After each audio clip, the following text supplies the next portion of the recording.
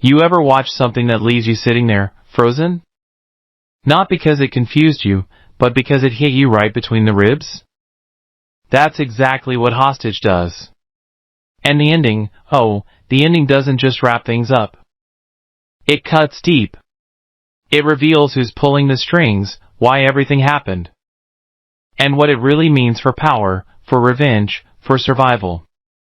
Today, we're breaking it down, moment by moment, connection by connection, until the whole picture actually makes sense. And trust me, you'll never look at this show the same way again. So let me start right here with the hook. The thing that makes this story different from your typical political thriller. Most hostage dramas are about terrorists versus the government. But Hostage flips it. It's not some faceless enemy. It's not just radicals on the other side of the world. It's people within the system. Soldiers. Generals. Leaders. People who've been hurt, betrayed, and left with scars that politics pretends to forget. That's where the real gut punch is. It's not them, it's us. It's betrayal from the inside. And that's what makes it terrifying. From the very beginning, the stakes feel enormous. Abigail Dalton, the British Prime Minister, is on the front lines of a national medical crisis. People are desperate for drugs, kids are actually dying. She's making deals with the French president just to get basic supplies. Imagine the weight of that. Every word she says could save lives, or cost them. And at the same exact moment she's negotiating for her country's survival, boom! Her husband, Alex, disappears in French Guiana with a group of volunteers.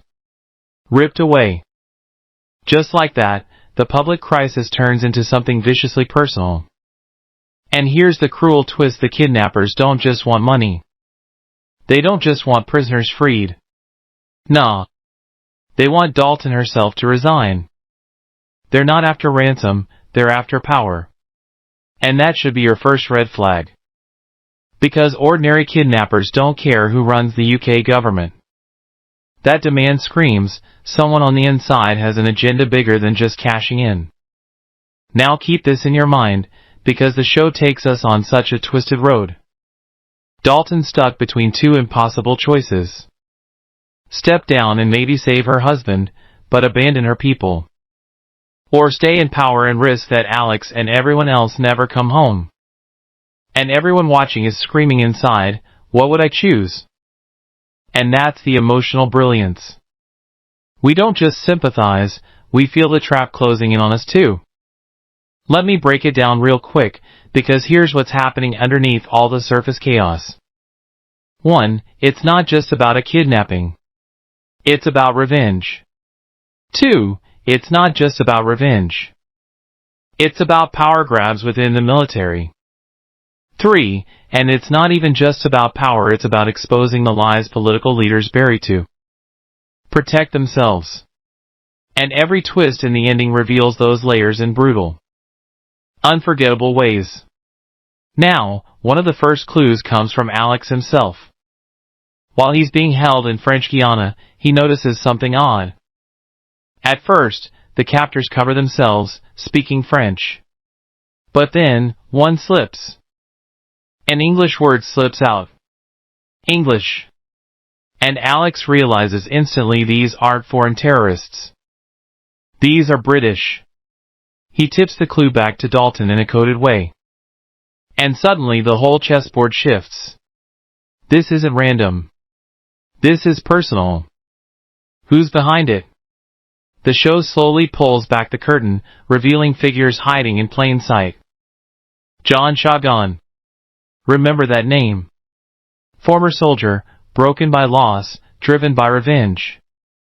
He's the face of the operation, he's on the ground, doing the dirty work.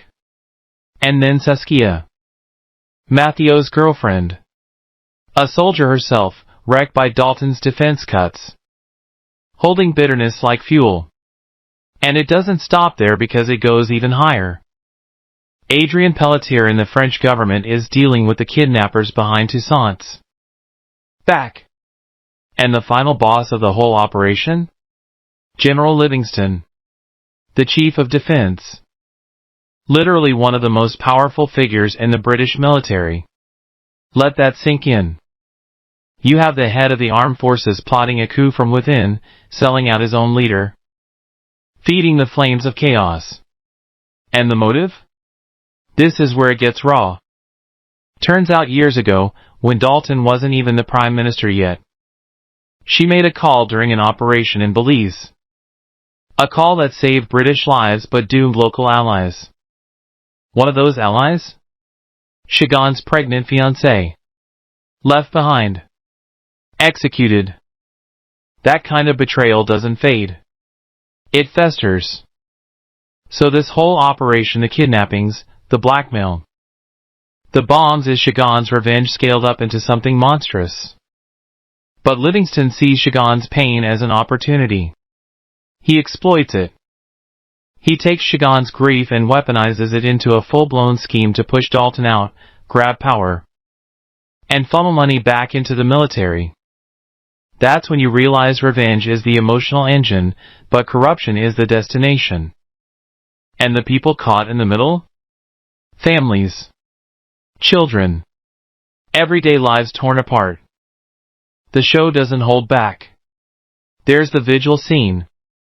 Chagall dresses as a cop, goes undercover at this fragile, grief-filled protest for a child who died from the medical crisis.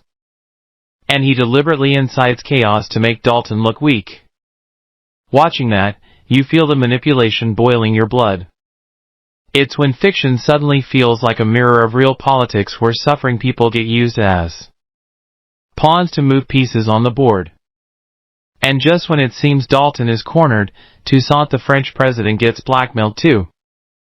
The kidnappers threaten to expose her affair with her own stepson, Matthew. That bombshell not only fractures her power, it fractures her moral authority. So now we've got two women leaders, both drowning in different kinds of betrayal, trying to hold up the weight of nations while their private lives implode. Here's the brilliance: the conspirators are operating on personal pain and public spectacle at the same time. Every private sin, every old scar, is being dragged out into daylight to shatter the foundations of leadership. It feels Shakespearean, almost. Like the kind of downfall that comes when ghosts of the past come clawing back. Now let's get to the heart of the ending. The reveal of Livingston as the man behind it all hits like a hammer. Dalton catches him slipping, revealing knowledge about the laptop bomb that no one should have known, unless they were involved. That's the moment of exposure, the mask ripped off. And in classic fashion, he denies, but the truth is already out. He's arrested, Dalton's reinstated as Prime Minister. For a moment, you exhale. You think, maybe this is closure. But no! Chagall's rage can't be contained by a single arrest. He's not done. Not even close. The final confrontation is pure emotional warfare. Chagall breaks into the safe house where Alex and their daughter Sylvie are hiding. He wants Dalton herself there.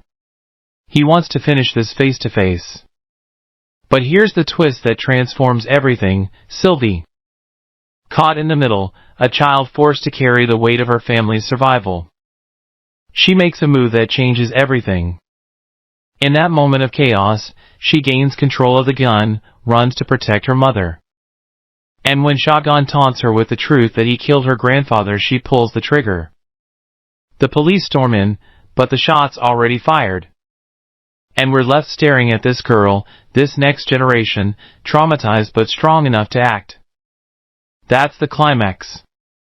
That's the pain and the power of the story colliding. And the time jump to 3 months later, where Dalton addresses her country again, feels almost eerily calm compared to the storm we've just seen.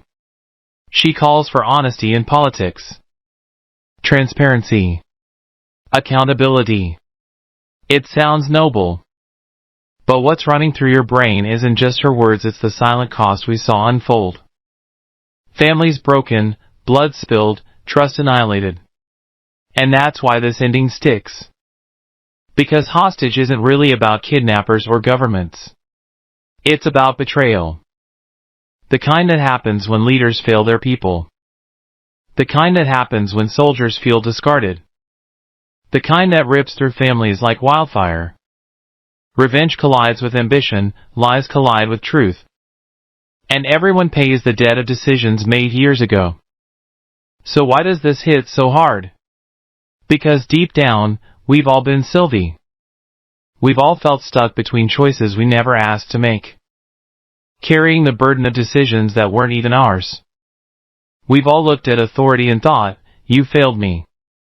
And that's why when she pulls that trigger, it shakes us. It feels like a metaphor for every moment we wish we could stand up to the forces that broke us. And listen, before I wrap, I want to talk to you directly. If this breakdown gave you chills, if it made you see the story in a new way, don't just click away. Join this community. Hit that like button because it tells me you want more of these deep dives. Subscribe so you don't miss the next breakdown, because we go raw, we go real, every single time. Drop your thoughts in the comments. Tell me, do you think Dalton was ultimately a hero? Or was she a flawed leader who deserved to be called out? I want to hear it, and trust me, others in this community do too. And share this with someone who binged Hostage but still doesn't quite get what it all meant. Because here's the truth, the real hostage in this whole story isn't Alex, or Dalton, or even Sylvie. It's trust. Trust held hostage by power, by revenge, by lies. And the question the ending throws back at us is simple: when trust is broken, can it ever be fully restored? Or do we just build new walls around it, pretending we're safe? That's what keeps me up at night after Hostage. And maybe it keeps you up too.